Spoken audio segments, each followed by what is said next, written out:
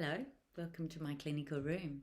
I wanted to talk a little bit today about feelings of negativity towards our young people and to acknowledge that during adolescence, it's a real time of boundary pushing, identity exploration, and intellectual and sexual development. And your belief in your young person's core goodness falls into question sometimes. For some parents, we might feel dismay and feeling exasperated at their behaviour, and you actually feel like you want to push them away, to yell at them, or to even leave home yourself. It's at these times that we do want to bring our young people close. All people are capable of inappropriate, unkind, disrespectful behaviour at times, and you are not the problem, and neither is your teenage child. Neither of your behaviour defines you at the core. And remember, your young person will feel supported and loved if they are seen as more important than just the problems that they face. When they sense that your love comes first and your concern for their problems comes second, they're much more likely to collaborate with you. In parenting young people, teenagers, it's essential for us to work with them on their problems when they arise. It's in this way that we can maintain a really healthy and connected relationship and collaboratively face their developmental or personal challenges. And in doing this, we as parents can avoid getting lost in conflict. Rather, we're united with our young person in finding solutions. So a pessimistic stance might be saying, and that's this negative self-talk in our head, how did I raise such a horror? I can't believe how rudely he speaks to me. But an optimistic self-talk thought would be, I'm aware that this is his behaviour and it's developmentally normal.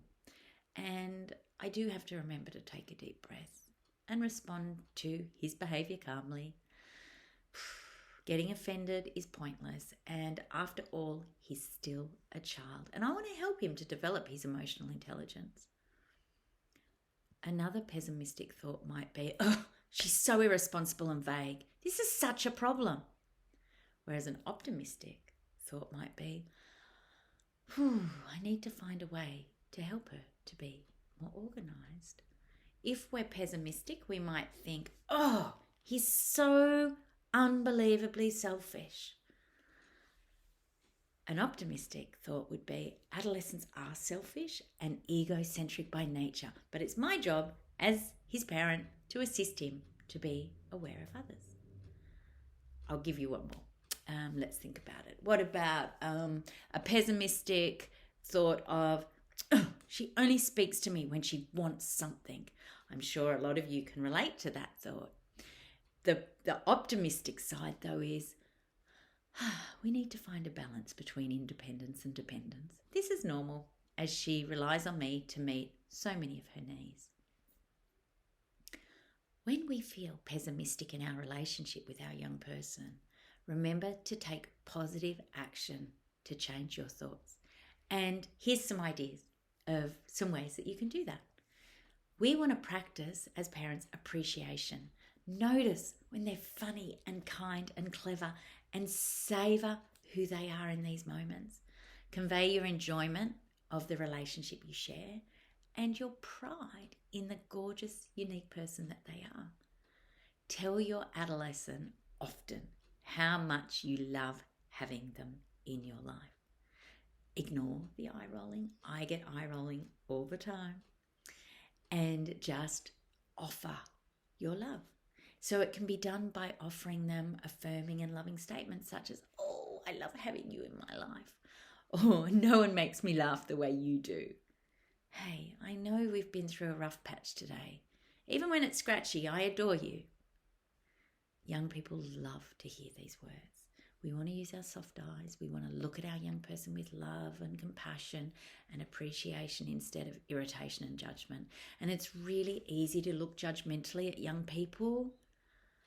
what they superficially portray doesn't adequately show us who they are at a deeper level. And if you struggle to do this, just try visualizing your teen as I don't know, as a cutie.